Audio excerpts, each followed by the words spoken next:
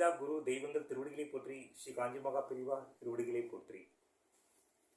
சிறப்பொடு பூசனை செல்லாது வானம் வரக்கு மேல் வானோர்க்கும் ஈண்டு.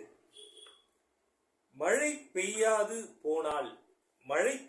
போனால் இவ்வுலகில் நாள்தோறும் நடக்கும் வழிபாடுகளும் வானில் உள்ள தேவர்களுக்காக நடக்கும் விழாக்களும் நடக்காது. வள்ளுவர் பெருமானின் அறநெறிகளை பின்பற்றி வாழ்க்கையில் நாம் முன்னேறுவோம். காஞ்சி மகா பெரியவா அருளிய தெய்வத்தின் குரல்.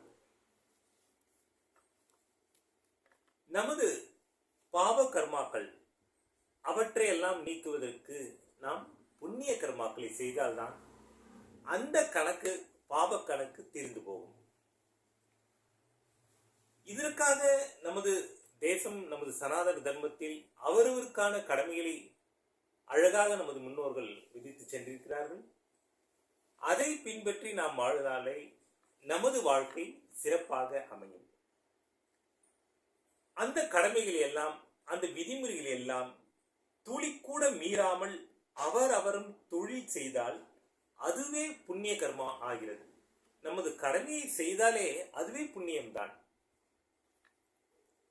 கர்மா எப்படி பாவமாக மாறுகிறது என்றால், நமக்காக என்று ஆசை வயப்பட்டு ஏதோ ஒரு லட்சியத்தை பிடிக்கப் போகிறது தான். இந்த லட்சிய பூர்த்திக்காக எந்த தப்பையும் நாம் செய்ய துணிகிறோம். ஆசையினால பணத்து மேல ஆசை ஏற்பட்டால் நாம் உழைத்து பணத்தை சம்பாதிக்க வேண்டும். உழைக்காமல் இன்னொருவர் பணத்தின் மீது ஆசைப்பட்டு நாம் செயல்கள் பாவமாக மாறுகிறது. நாம் உழைத்து பணம் சம்பாதித்தால் அது புண்ணிய கர்மா தான். பிறருடைய செல்வங்களில், பிறருடைய பணத்தில் நாம் ஆசைப்பட்டு தவறான பாதையில் அந்த பொருளை ஈட்டினால், அந்த பணத்தை சம்பாதித்தால் அது பாவமாகும்.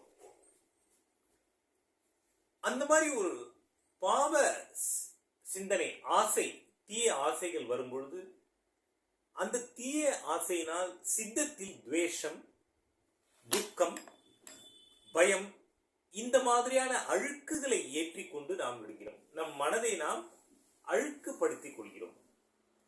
இப்படி நாம ஒரு லட்சியத்திற்கு ஆசைப்படாமல், ஒரு உயர்ந்த லட்சியத்திற்காக ஆசைப்படாமல், ஒரு தீய எண்ணங்களின் மீது ஆசைப்படாமல், வேதம் சொல்கிறபடி என்று கர்மா செய்ய ஆரம்பித்து விட்டால், ஒரு நேர்மையான வழியில் கர்மாக்களை நாம் செய்ய ஆரம்பித்து விட்டால் பேராசையின் அரிப்பு இல்லை. நமக்கு பேராசை வராது.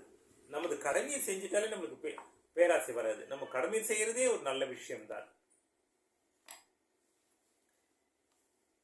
பேராசை என்னும் அரிப்பு இல்லை, போட்டா போட்டி இல்லை. அதனால் வருகிற துவேஷம், துக்கம் இத்தியாதி இவையெல்லாம் இல்லை. மீண்டும் நாளை சந்திப்போம். ஜெயஹிந்த்.